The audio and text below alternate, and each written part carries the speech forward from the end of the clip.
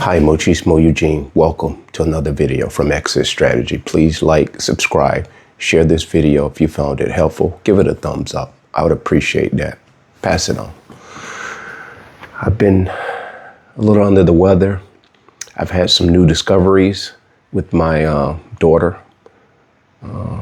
Discovered that she was in fact, or has in fact been vaping. What else has happened? Oh, I had the big project I was working on, which I've actually highlighted in some of my shorts on YouTube. That didn't fall completely through, but I had predominantly most of the house throughout the winter as far as work, but that dwindled because essentially, with the workforce, there are people that are working out here, but to find reliable people, most people who are working don't want to work. Empaths, we approach work in a whole different way. I think we are the ones that hold the fabric of society together. And I don't think that's a reach, that's just the facts. And so there are a number of reasons I have taken a hiatus, none of which are excuses or explanations, but I do feel compelled to let you guys know what is going on every step of the way. But the most important reason why I haven't been here is because of my isolation. And I use that word a lot. That's one of my most powerful weapon against any dark energy that I encounter. But more than anything, it is a God-sent gift to be able to isolate and revitalize yourself, reboot, just decompress. You know what I mean? Empaths, we need this time. And if you're the empath that I am, you take on a lot of external energy, not purposely. It's just innate to who you are as that particular type of empath. Empaths do anyway, which is what makes us an empath, not just because we can just simply feel what another person feels or we can empathize with what they're going through. We actually take on their energies, their woes, their disappointments, their sadness, and their joys. So we take on a ton of external emotions. And on top of that, we're highly intuitive. We're highly in tune with things that are going on around us in our world, in nature.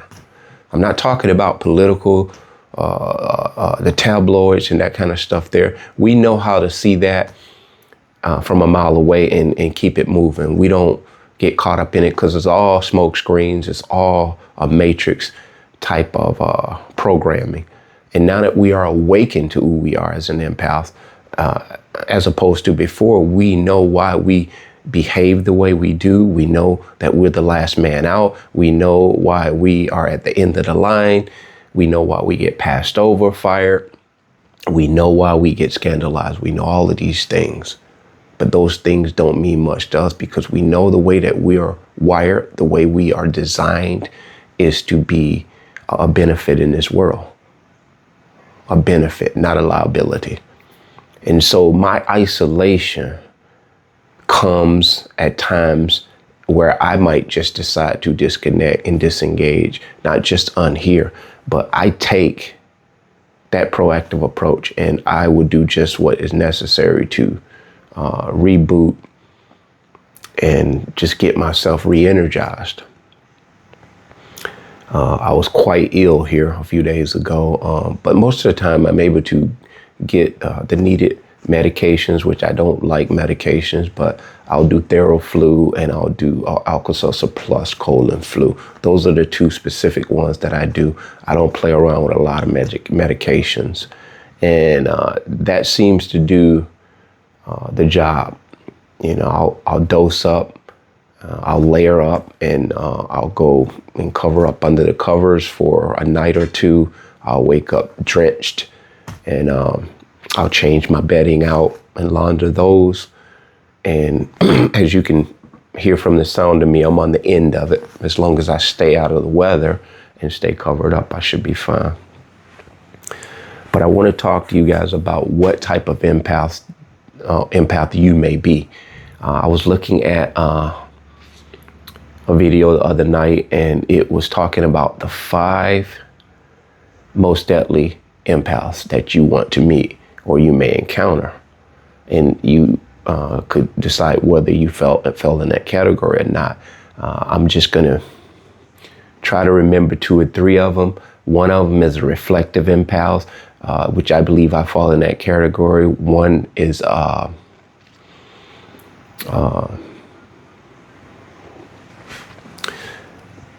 what was the other one? The other one was simply just, let's deal with the reflective empath. My memory fails me. I almost wrote it down. But go and look up that title, the 5 types of empaths that are most dangerous. So the reflective empath basically is just that they can reflect instantly as things are occurring. And in this case, if it's a narcissist and they're coming at you with, the mumbo jumbo, we're able to pretty much in a nutshell assess what they're saying, doing, and how they're behaving in real time. We're taking in all factors, and we're pretty much doing a data check on this. It's like a subliminal background check. Like you go through that scanner detector to see if you got any metal on you or any weapons. That's what a reflective empath does. And it didn't come by happenstance. Experiences brought you to the forefront of being that reflective empath. In times past when you didn't, and by the way, they were talking about these empaths in the before and after discovering that you were this particular type of empath, or an empath, in fact, to begin with. So just like we awakened, we didn't know what empaths were. So back to this reflective empath, before you are aware of what you are as a reflective empath, you are steadfastly still doing this reflecting, but you don't know how to navigate it. You're becoming dismissive, you're passing it off, you're arguing with your intuition, like I like to say. And so you're talking yourself out of what your intuition is telling you. But when you become in tune with your reflective nature as a reflective empath, you can ride this bike without any training wheels. You can close your eyes and ride this bike, metaphorically speaking. You can do this in your sleep because it flows. You're in your flow. And so finding out not only that you are an empath and understanding why you do and why you behave and react and respond the way you do, knowing specifically the type of empath you are. We know about super empath. We know about dark empath. That is when you give them their energy back on a paper plate with no fork. And so reflective empath, you are able to respond accordingly based on a set of factors that this narcissist is trying to overwhelm you with and connive you with. And to the point where you make their attempts and their approach in vain. They're wasting their time. And what you would generally see happen is that would be a one-off. You won't see that person again. Matter of fact, they will go their merry way. In most cases, never to cross your path again like that. They won't even attempt to try to manipulate you. And again, that's a lot of the things. And, I happen upon these videos in my isolation. I happened upon it. And I believe this came in at the right time. And when you begin to take time away from different things that you're doing, not just YouTube or whatever. A lot of you guys don't even have a YouTube channel. Don't feel guilty about it. Don't feel like you're letting anybody down because we don't do anything maliciously. We don't play hide and seek because it's some game. We are dealing with ourselves internally, spiritually, mentally, in order that we can go forth as our best person. And this is the very reason why I believe the Master, the Lord and our Savior, Jesus Christ, did these isolations, spent all of this time with himself away from people. And it reads in the Bible that he didn't have a place to lay his head. Now, he was born in a manger. He was born in a barn, in a horse barn or something to that effect. Because his mother, Mary and Joseph, they didn't even have a place to stay. The inn didn't have any room for them.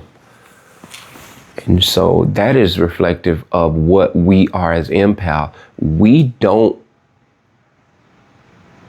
relish control over things in the tangible. We don't hoard our authorities over people. We don't look at our positions as being superior in any way, shape, or form. We will hold a position, do our best.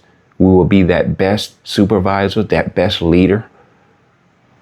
But we also will be that best employee, that best janitor, that best housekeeper. And mind you, we are paying attention to all details. We're not dismissing anything. Because what happens is it comes back full circle, and we remember it in stark detail. And so this isolation that I have found so much of a blessing in, I want to encourage you guys to do that for yourself, because there are some times that are coming, and this is not to scare anybody, is not to alarm you. It is just to inform you. Paying attention to the world, not just where you live at, the world at large. Take a moment. There is so much going on. There are human beings that are moving a mile a minute. Have you ever thought some of the people, even some of the people on social media that are constantly uploading and doing different things? Have you ever just observed them and said to yourself, I wonder what this person does when they have downtime? Do they appreciate the downtime? Do they appreciate the time away? And I know a lot of them do. A vast amount of them do. But look and observe how some of the people who are on social media relish the spotlight. Even in some cases, the ones who are informing people. It is a drug. It is the dopamine hit that all human beings feel from this excitement of having something that people can appreciate and use. Now, being able to disengage from that is the thing. And so when you see our world at large, it is becoming so overt, so extreme, to the point where you have to wonder if we have an electronic collapse.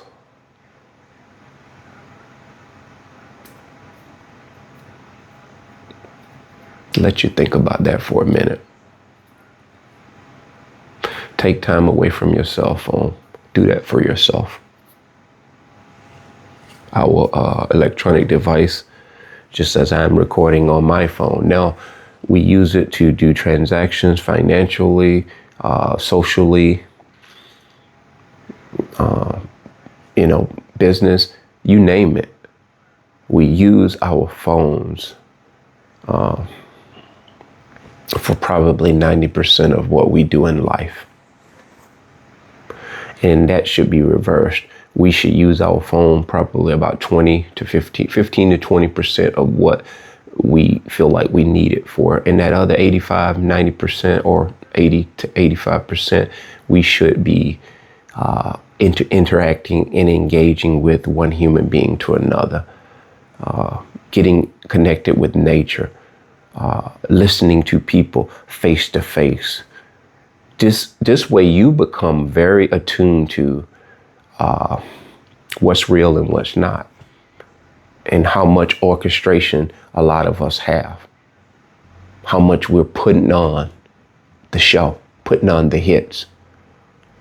And I thought about something else. I'm gonna a little rambling here, but I hope you guys can use some of this, because I know it was vital to me. And I also thought, this is what I thought some time ago.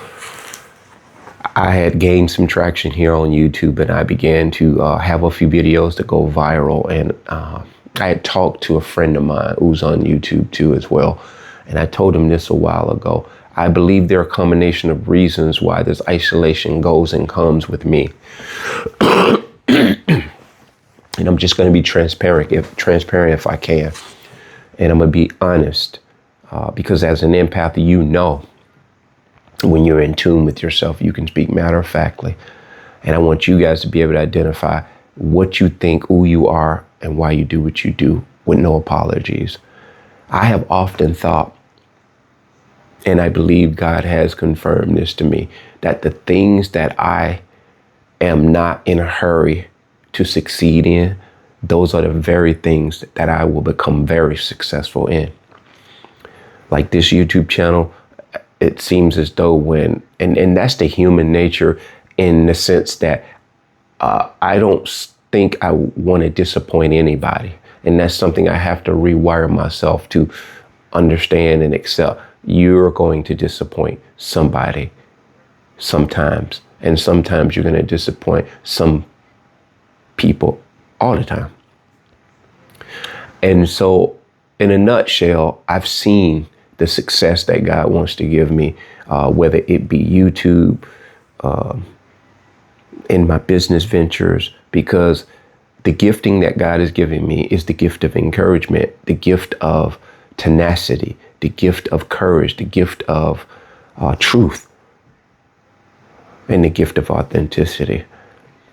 And so I've seen this happening, and I've often said, I'm not ready. And this is like subconscious conversations I've had with myself. So that's when the brakes are applied.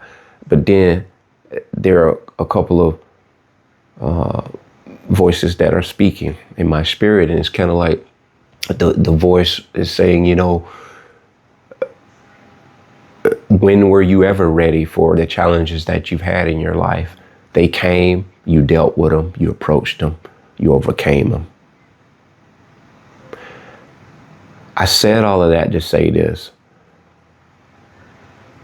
I may not be ready for the successes that God is about to bless me with, but I am decluttering my thought process to the point where this isolation is going to be very vital to maintaining that authenticity and maintaining that consistency and maintaining that organic flow that He awakened all of us empaths to do. We have to not only, when awakened and becoming aware and becoming elevated in our vibration, we have to have a flow and a focus that is undeniable from all who encounter us.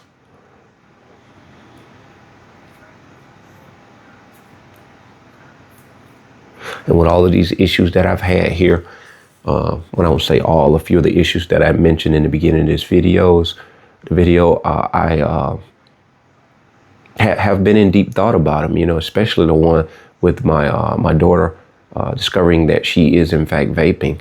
And I was looking at a YouTube video of a kid. He did a documentary where he died from vaping. It's sensationalized a little bit, but I'm going to watch it in its entirety, and then I'll determine whether I want to sit down and watch it with her. That is probably going to be my approach. You know, I've yelled at her, and, you know, I've showed her the blood-filled eyes that, you know, I was just outraged about it. But she is stuck in a rut, and not for nothing.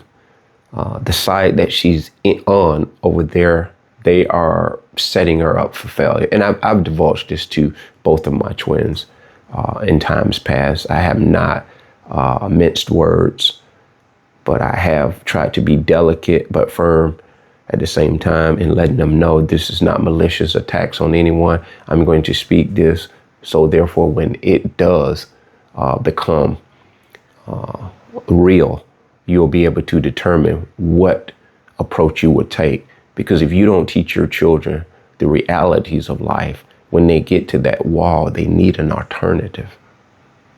Otherwise, they're going to be trapped. You have to figure out how you're going to raise and guide your child, just as I am. And I'm not relying on counselors to help me, although I do my research and I take note of people who have gone this route, and I embrace suggestions, but I am not a fan of the worldly approach of running to every Tom, Dick, and Harry to get some resolve. Because if you're not wise, you're going to run straight head first into a worse problem. The person who you're running to for wisdom and insight could very well be the person that continues to traumatize you. So it's okay to take time. It's okay to even go on YouTube or go to a book if you should choose to. I say go to prayer first. And then I believe God will show you exactly what you need to see. He will allow that very thing that you were yearning for from your heart to help you in that situation. It's always been that way with me. It doesn't happen right away, but it does come because your patience is necessary for waiting. So I just wanted to tell you guys, I have not been on here in maybe 2 or 3 weeks. I don't know. I haven't kept count, but I'm feeling better. And as always, I'm doing well, in spite of the fact of that work project. Just no good laborers, because the laborers that I've been hiring here, they don't know a lot of things. Whereas, let's say drywall, if I have to be in that room babysitting or supervising and teaching someone something, that is not what I'm not in that space to do that right now. And I had a guy that actually is accomplished in this stuff. He's not a pro, but he's someone who can be in a room and I can be in another room. Essentially, he told me he would assist me in playing catch up with this project, but he didn't. He didn't commit. And not only didn't he commit, he didn't give me any update on why he couldn't. And that will happen too as an empath. You're going to see people who initiate their services to you. They will offer to do things for you, and then they will go ghost because they are trying to incite some type of reaction out of you. In essence, a lot of times this will be energies that and spirits that don't want you to succeed. And we recognize this, guys. It's nothing new. It's not nothing new in the sun. An awakened empath is something to deal with. And they just don't know how to handle us. And so they do this sneak stuff. They do this conniving stuff, thinking that they're smart. Even when they're telling us what they're going to commit to, a lot of us empaths, we don't buy it anyway. We don't hang our hat on that stuff, man. It's rarely that we will encounter somebody committing to something with us that we will buy into. Although there are some people that we know just by their track record that they will, in fact, do what they said they would do. I'd like to be known that that's the type of man that I am, but there are times that I haven't fulfilled, accomplished a goal, and this is one of them with this project. But they are still okay with me. The relationship between me and these customers are still there. They have tons of work for me. It was just that this work was going to be constant work all through the winter. It was as fast as I could get something done, was as fast as they would send the cash over. And that was a big part of why I've been away too, just trying to get ahead of this project. always meaning to do a video, but not really having that time. So this is when I found it was necessary. And I was lagging with that project because of this isolation, you know, not wanting to get burned out, because empaths, again, we give off a lot of energy. We take on a lot of other people's emotions and energies. And so that is just a lot to deal with for a human being. And if you're not careful and wise, it will overwhelm you. So guys, I hope this video has been very insightful to where you are in your walk, in your journey right now. But like and subscribe to the channel. I'd appreciate that. That being said, bless.